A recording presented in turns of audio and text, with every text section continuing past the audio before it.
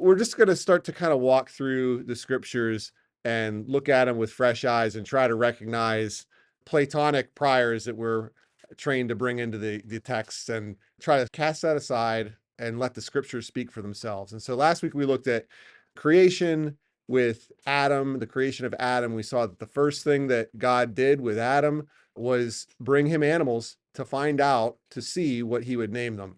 And that's very different than the concept that God either decreed or foreknew everything that would ever happen. He's got this relational dynamic with Adam, and he's created him in his image, which means he's creative like God is creative, and he wants to see what Adam comes up with. And then a little later with the fall, when God shows up, he could certainly tell that something was amiss because Adam was hiding from him. And we looked at commentary or paraphrase of this account in Josephus from 2,000 years ago. And he said that God was surprised at Adam's behavior when he showed up. And so that's an indication that the Jews traditionally, Josephus being of the Pharisees, that they didn't have this understanding that God automatically knows everything all the time, like Plato's perspective. So he didn't dictate what Adam was doing with the fruit. He didn't foreknow it when he created. He created man with a will, and there was obviously this possibility because he gave the commandment not to eat from the tree. But when he showed up, he saw that Adam was hiding from him and that that was not normal behavior. And just like parents can tell when their kids look guilty, that seemed to be Crumbs are all over. Yeah. yeah. So he's questioning them. He had said he would surely kill them, but he changed his mind, I think, because of his love for Adam, that he granted mercy, and also because through questioning them, he learned that it was the serpent that had tempted them into this. This wasn't something that Adam and Eve, or the woman at the time, the man and the woman, came up with on their own to do this, but they were led astray. And it seems like he took that into consideration. God knew that, right? He knew that Satan was going to. Well, that's sort of the open question, right? We're told to think that God automatically knows everything or decrees everything. But when you read the scriptures, that's not how it reads. Like if you're just reading it without these presuppositions, he shows up at the crime scene and can tell that something's happened here. He's intuitive and he questions them. And through questioning them is a way of searching their motives. Are they sorry for what they did? Are they going to take responsibility? And they do some finger pointing and blaming, right? The man kind of blames the woman and the woman blames the serpent. The serpent doesn't even get questioned, but God seems to take into consideration that it was through the serpent's bad influence that they did this. And so he was merciful to them, but not altogether without consequence. They're ejected from the garden, and the garden is put under guard lest man eat from the tree of life and live forever. And so there's this contingency, this possibility, something that could happen that God is wanting to prevent. And so that's another indication that all things that happen are not predetermined and pre-known, but God is taking action to steer things in the way that he wants it to go. So that's where we left off last time. Man and woman, Adam and Eve, are ejected from the garden, and they're prevented from having access to the tree of life because now that they're sinners, that it would be not good that they would live forever. But according to Genesis 5, the lifespan at this portion of history between Genesis and the flood is about 900 years. So a lot different than in the day you eat of it, you will surely die. Instead, they would eventually die, and it would be quite a long time later. And so picking up from there in Genesis 4. And they never questioned that, did they? What? Gee, God said that we would die if we did that.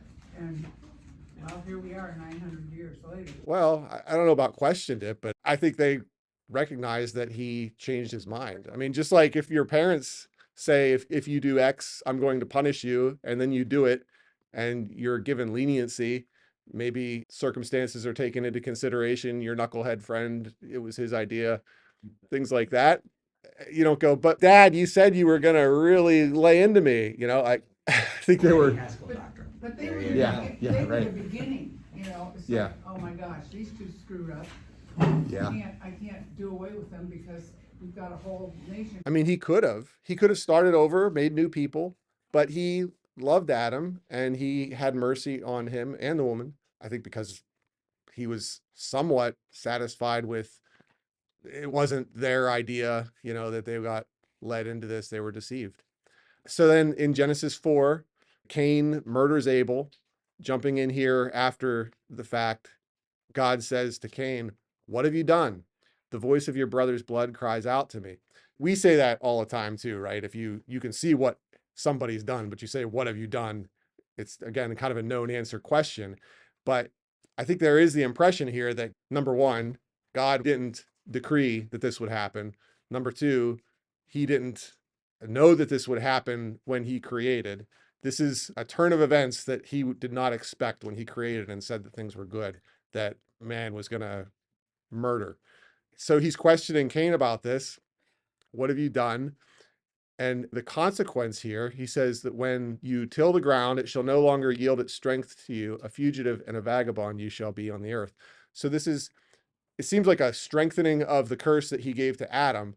The consequence that was given to Adam was that he would have to work to make the ground yield its fruit, that it was going to be really easy for him.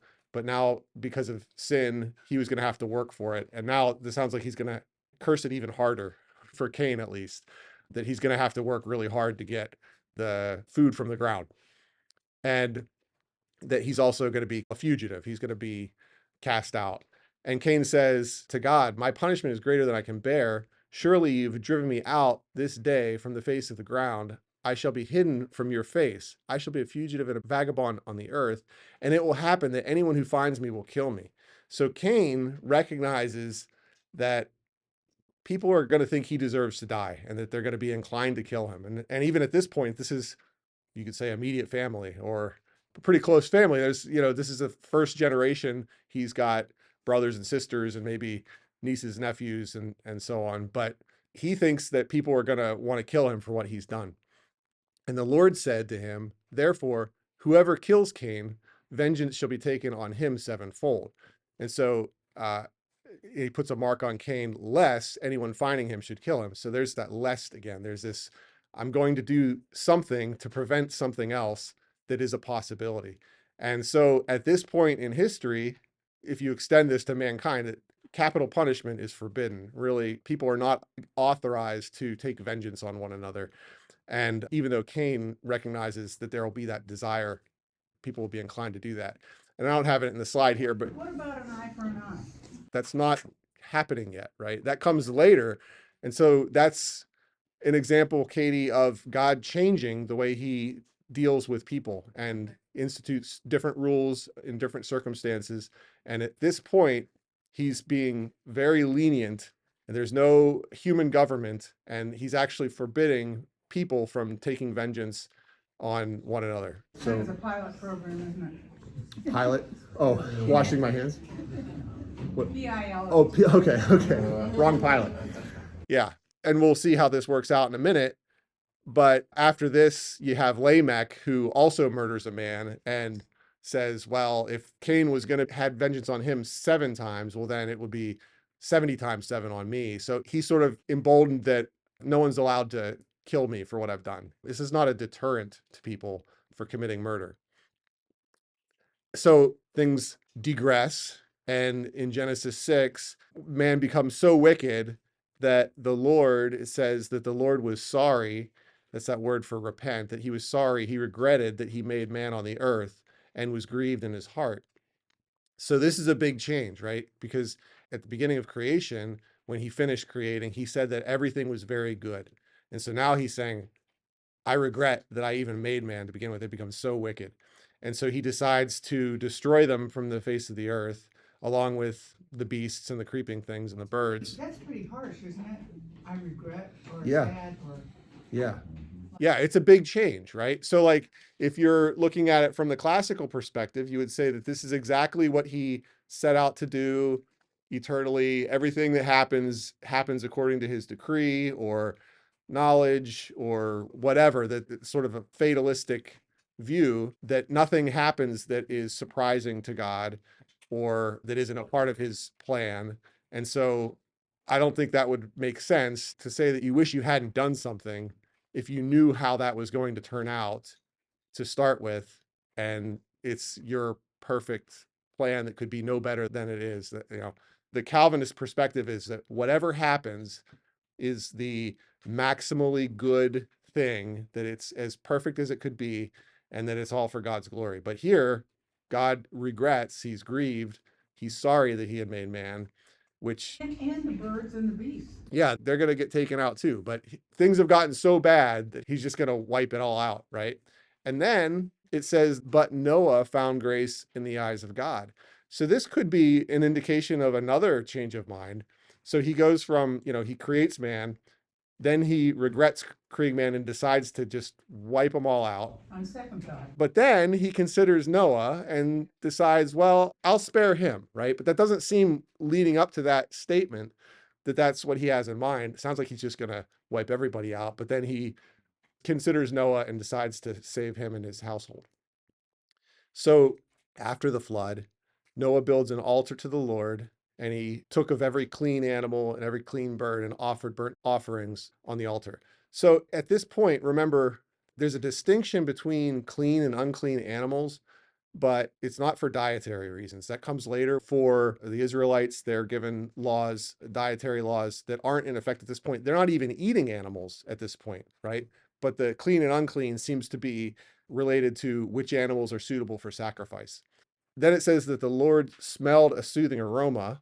So that's kind of interesting that God's got these, what we would think of as human characteristics, that he enjoys the smell of these offerings and is responding to them. Because remember, again, that the classical view is that God is impassible. He can't respond to people. He's completely detached from having like interaction with anything outside of himself, because he's simple and immutable, and that leads to impassibility, that he can't be affected by people. Here he's pleased with the sacrifice that Noah has offered, and even specifically says that he liked the smell of it.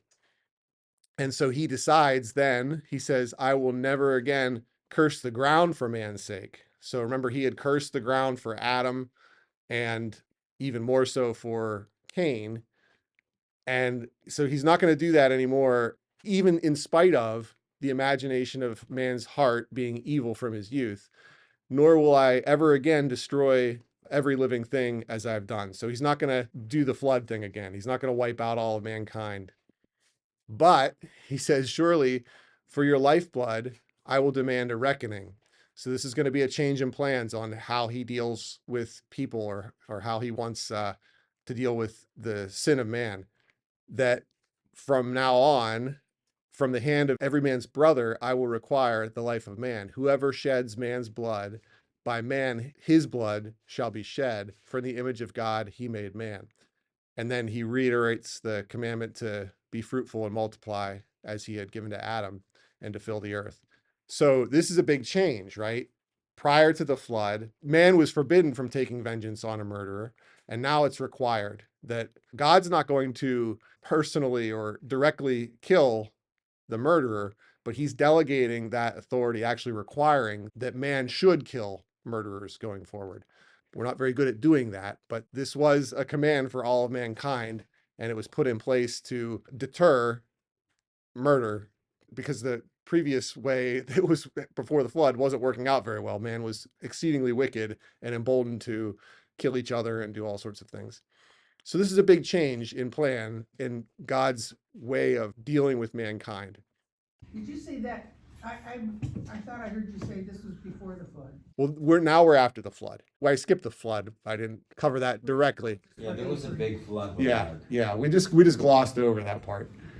What's that? I thought there was a big flood with an ark. Yeah. Spoilers. Yeah. So this is after the flood that Noah offered this sacrifice.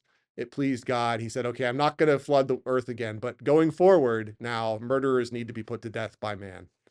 So comparing the commandments that he had given before the flood and after flood, in Genesis 1:28, he said, be fruitful and multiply, fill the earth, subdue it, have dominion over it. And then in Genesis 9, he reiterates that, be fruitful and multiply and fill the earth. It's a little different now. He says the fear of you and dread will be in every beast of the earth, every bird of the air. The animals are going to be afraid of you now. He didn't say that before.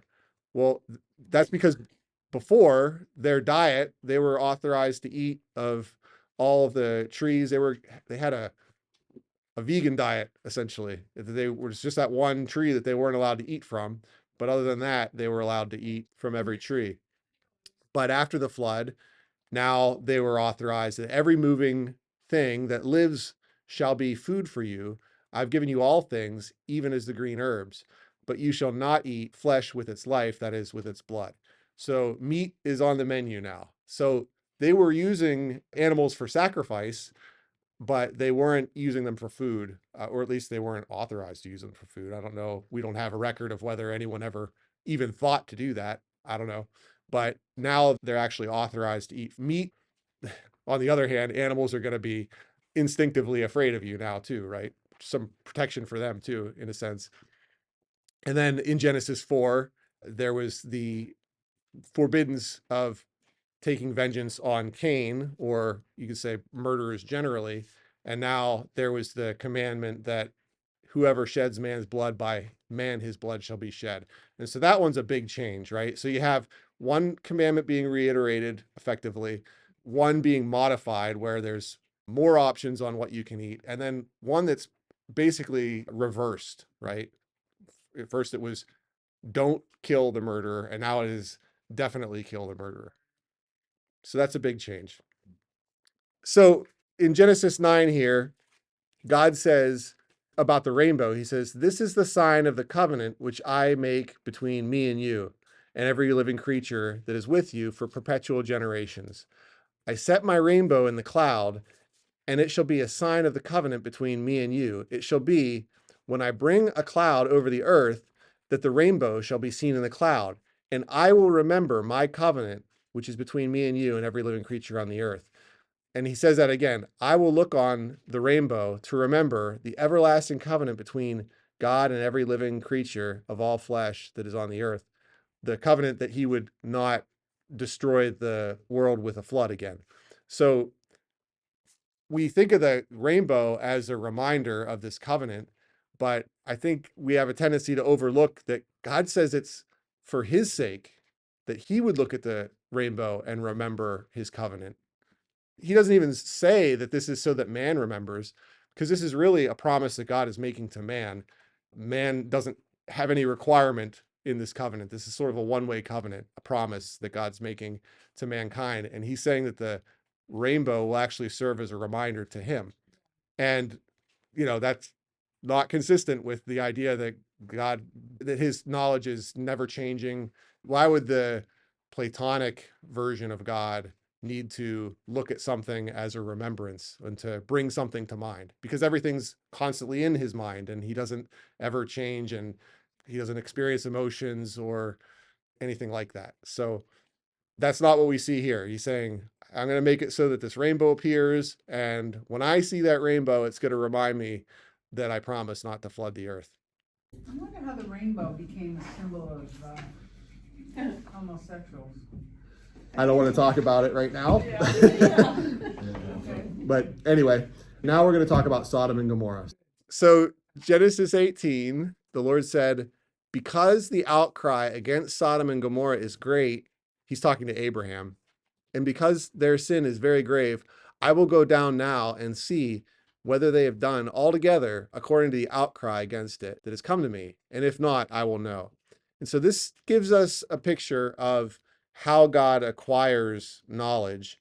It's not presented as something that's innate or automatic, that everything that he will ever know, he already knows. He is indicating that he's aware of the sin that's going on in Sodom and Gomorrah, but it sounds like he doesn't know every filthy detail. The classical view of God is that God's like this data machine or something like that, that everything that happens, he's tracked or planned. And so every disgusting thing, like there's lots of things that we don't want to know about, right? Or we don't concern ourselves with, or both, right? So he's aware that stuff's going on. He's getting reports. So it sounds like he's acquiring information from his angels or from, like it was with Abel, like his blood cries out from the ground. He's receiving communication, and now he wants to get a little more detail about what's going on and to sort of verify the reports. And he says, if not, I will know, right? So there's this possibility that some of the things reported to him are not actually so, right? And he's going to find out one way or the other. It's not this definite thing, right? He wants to find out. And so this, I sort of try to think about an analogy of how we might relate to this. And I thought of like MTV. Who in here knows what MTV is? Who in here regularly watches MTV? Good, right? I haven't probably. I know what it is. You know what it is? What's your impression of MTV? I haven't watched it. I mean, do you have an impression? Is it good? No, Okay, but how would you know? You don't watch it. because somebody told me it wasn't good. Yeah, or you've seen Someone enough. who I trusted. Yeah, you've seen enough, either directly or indirectly, Yeah.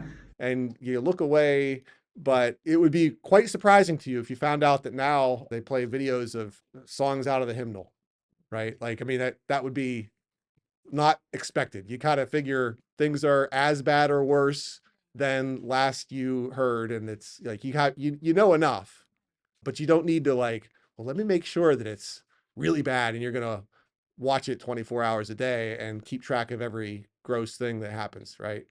So I think that's maybe the sort of thing that is going on with these cities, that God knows enough, right? But he doesn't have to know every filthy detail of everything that's going on there. But now, because he's considering wiping them out, he's going to verify the state of things before he does that.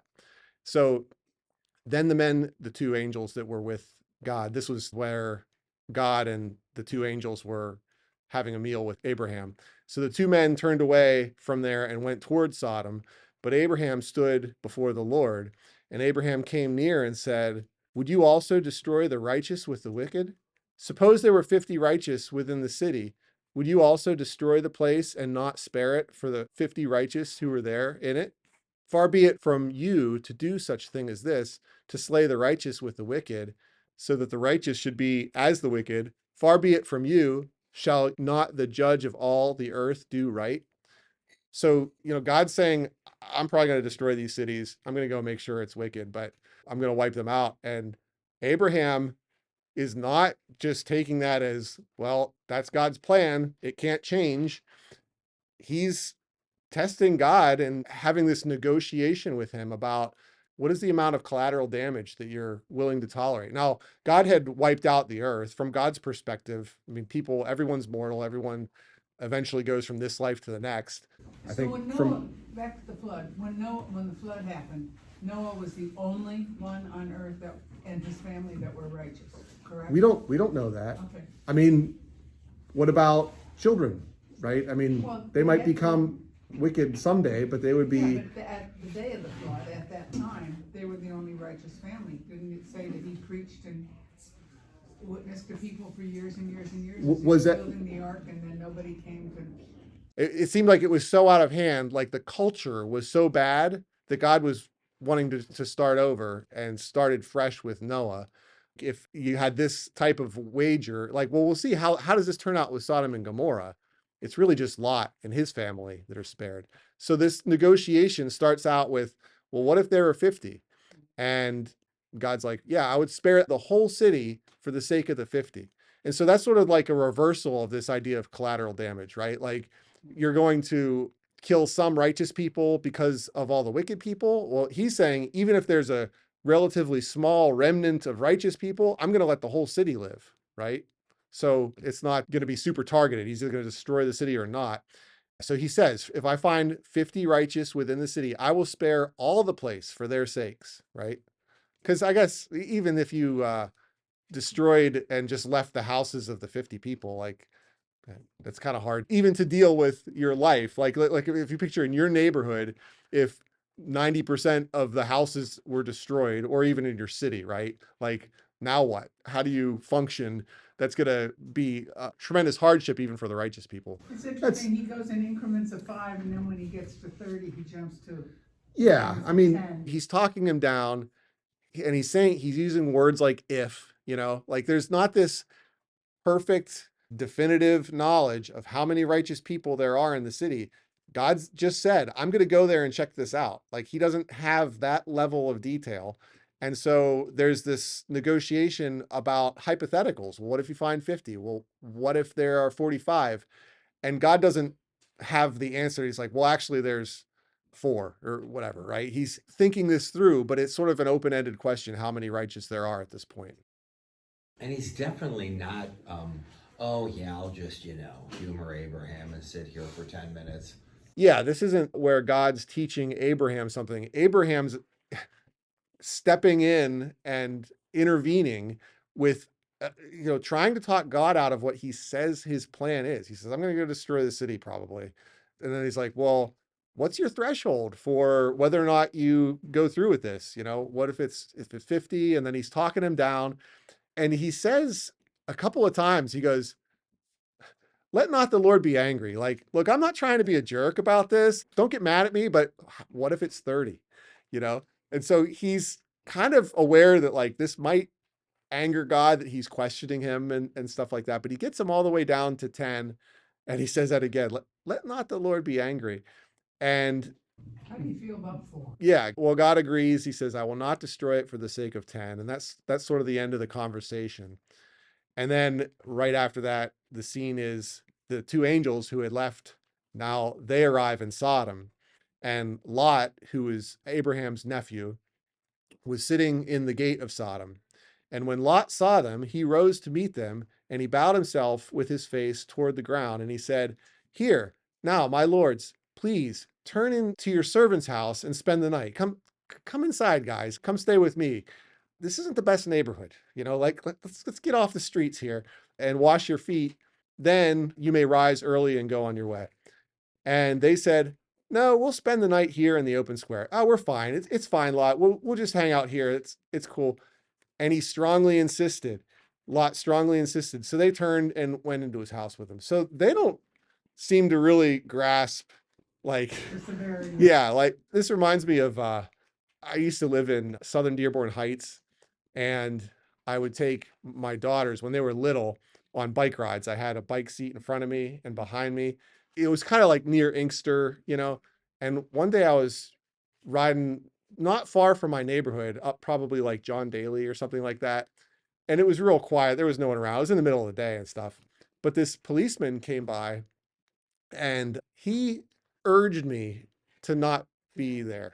And he said, yeah, you want to stay, like, don't go north of Annapolis, which was only a few streets up the street for me. And usually I would go east of Beach Daily, and there was like a park there, and part was okay. But I was just like, just on the edge of where things maybe aren't so great. And he told me, yeah, you don't want to be here. And so I was thankful to him, and I never went up there again. But I was sort of oblivious to the potential risk here.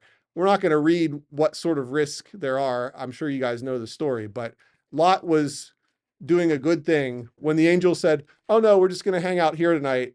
That he didn't take no for an answer. And he said, no, seriously, guys, come on inside. This is not good. You don't want to be out here at night, which again is just an indication of like the people in the Bible don't regard God or the angels as being unquestionable or not open to ideas or a different perspective, that they are receptive to, in this case, advice, like for their safety. But in the previous case with God and Abraham, that he took into consideration Abraham, where at least he's going to spare Lot and his family.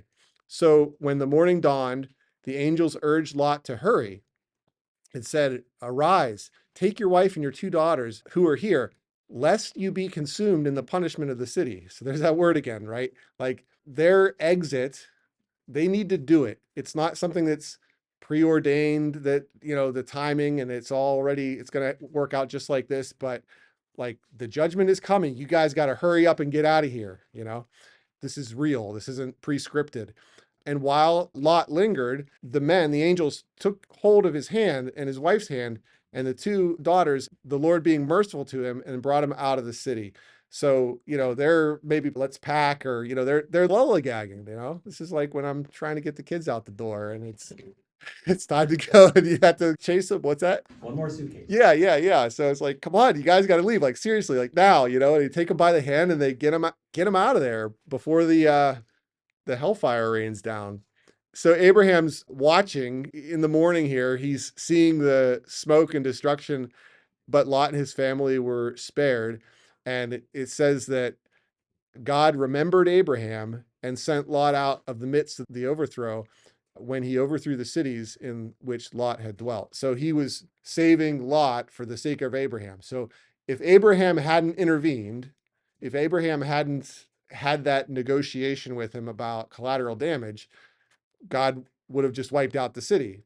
But because Abraham questioned God and got him to reconsider, Lot and his family were saved, which is pretty neat, right? That God is responding. And that's where we can understand that our prayers are actually heard and considered by God, that he can actually do differently based on our requests and intercessions, that his will is not this very specific, only one way everything can happen, but his will is open to considerations of different options that are still, within his will. I think it's an important thing to understand. That's the way God is portrayed in scripture, is that he is responsive to mankind, especially those who love him and who are, righteous, that have a relationship with God. The stronger your relationship with God, the more inclined he is to consider your input. We see this with Abraham, with Moses. This is similar to when God said to Moses after the golden calf incident, look, I'm going to wipe these people, I'm going to wipe them all out and start over with you. And Abraham talked him down from that and said that that would make him look bad to the Egyptians and things like that. But also told him, remember Abraham, Isaac, and Jacob, that this wouldn't be a good look. I mean, it's not that it would have been wicked, but it would be better to not do that. And so for the sake of his love of Moses and the arguments that Moses made, he changed his mind about that too. In Genesis 20, we have the story of Abimelech, and this is the middle of three kind of similar incidents where first it was when Abraham and Sarah were on their way into Egypt with Pharaoh. This one's with Abraham, Sarah, and Abimelech. And then later something similar happens with Isaac, with Abimelech, which I'm not sure if it's him or his son, but another Abimelech or maybe the same person. I'm not sure. But this one is Abraham telling Sarah she was his half sister and his wife, but he was fearful with good reason that, oh, we're going into this unfamiliar place with people who are ungodly. They're the kind of people who would probably be inclined to see a beautiful woman and, oh, there's her husband. I'll kill him so I can have the woman. And so if you just say you're my sister, which is true, but leave out the part where you're my wife so that they don't kill me, right? And so, And Abraham was looking out for himself, right? yeah, but I Looking mean, out for her, right? No.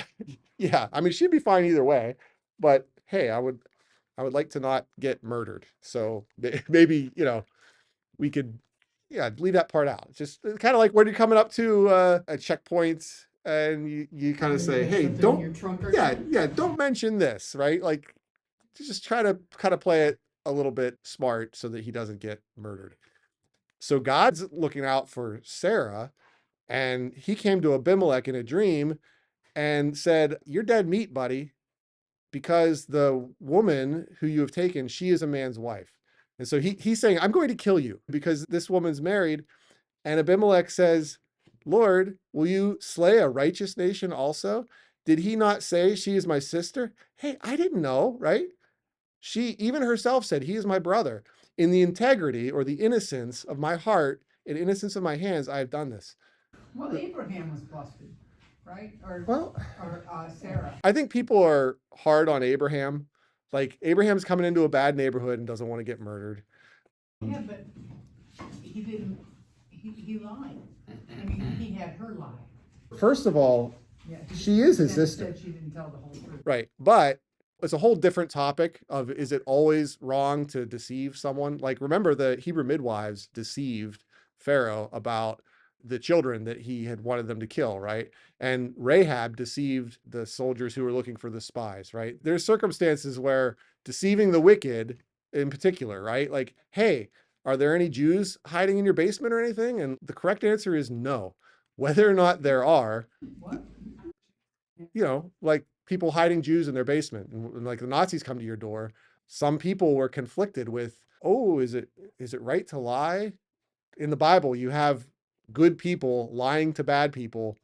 Some people are conflicted today, but they weren't conflicted in 1943. Some people were. Were they? Then why take the people into I know, right? Like, Yeah. why take them in? Yeah. You're just going to squeal if someone knocks on your door. Yeah. So I think Abraham kind of gets a bad rap here. Now, with his relationship with God, could he have boldly told the truth and God would have protected him? Probably. But I think he just was taking what he saw as the expedient thing, like, hey, let's just not mention that I'm your husband because they'll kill me, most I'm not likely. crazy about that. I mean, no, I'm sure it happened that way, but it had just happened like 8 years earlier. The same thing. Yeah. And we'll talk about that one later, not today, but there's another story I kind of want to tie that in with later. But this one, the point that I want to highlight here, because we get a level of detail about, the one that took her, Abimelech, he's saying, hey, I'm innocent. I didn't even know. You're going to kill me for something I didn't even know. I didn't know any better, right? And that is different than the total depravity view that, well, if you're an unregenerate man and you don't know God, well, then everything that you do, even apparently good things, are somehow motivated by evil. But he's saying to God, I'm a man of integrity and I've done this in innocence. And what are you going to punish me for something that I did out of innocence and ignorance?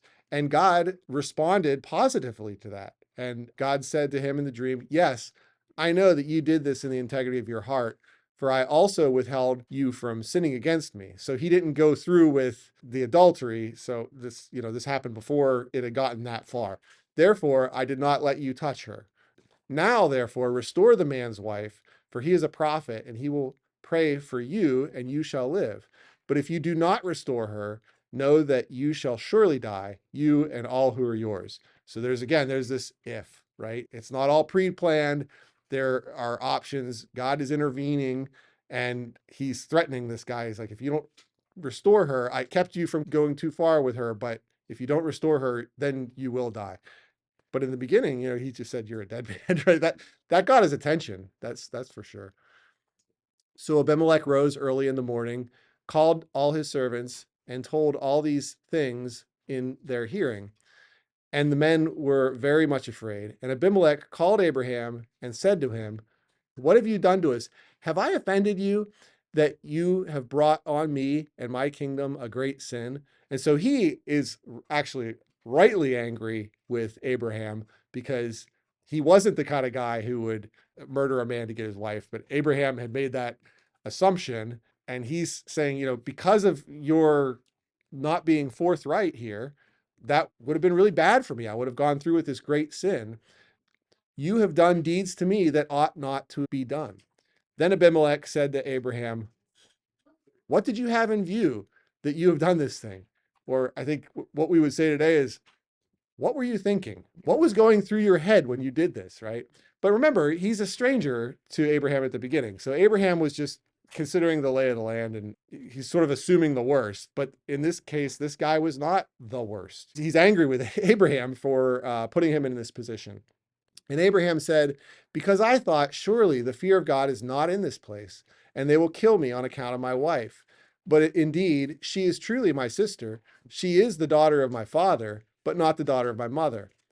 And she became my wife. And it came to pass when God caused me to wander from my father's house that I said to her, this is your kindness that you should do for me in every place, wherever we go, say to me, he is your brother. So this is like their mode of operation whenever they're traveling. Then Abimelech took sheep, oxen, and male and female servants and gave them to Abraham and restored Sarah, his wife, to him. And Abimelech said, see, my land is before you. Dwell where it pleases you. Then to Sarah he said, behold, I've given your brother 1,000 pieces of silver. Yeah, your brother, right? Did they do air quotes back Yeah, then? yeah. Indeed, this vindicates you before all who are with you and before everybody. Thus, she was rebuked, or she was justified, depending on how you translate that. We'll leave it there for today.